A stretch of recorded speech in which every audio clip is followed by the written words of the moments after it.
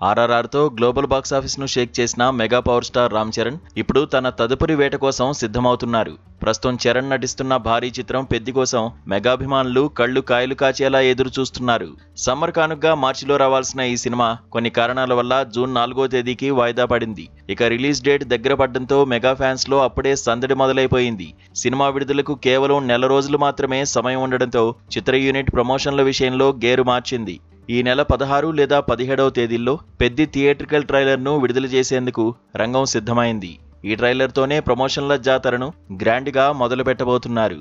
Post production పనులన్నీ శరవేగంగా సాగుతుండటంతో June 4న థియేటర్లో మెగా ఊచకోత ఖాయమని ట్రేడ్ వర్గాలు అంచనా వేస్తున్నాయి.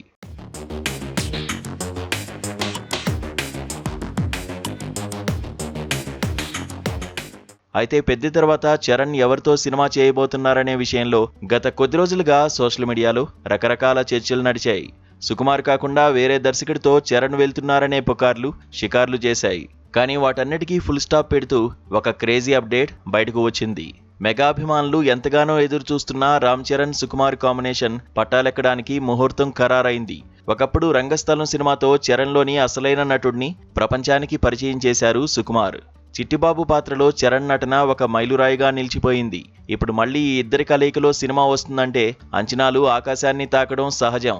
తాజా సమాచారం ప్రకారం జూన్లో పెద్ది విడుదలైన వెంటనే అంటే జూలై నెల నుంచే ఈ క్రేజీ ప్రాజెక్టు షూటింగ్ ప్రారంభం కానుంది.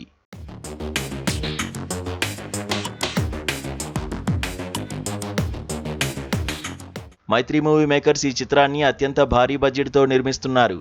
సుకుమార్ సినిమాల్లో దేవిశ్రీ ప్రసాద్ మ్యూజిక్ ఒక బలం. మరి ఈ భారీ ప్రాజెక్టుకి కూడా ఆయనే పనిచేస్తారా లేదా కొత్త కాంబినేషన్ ఏదైనా ఉంటుందా అనేది ప్రస్తుతానికి సస్పెన్స్.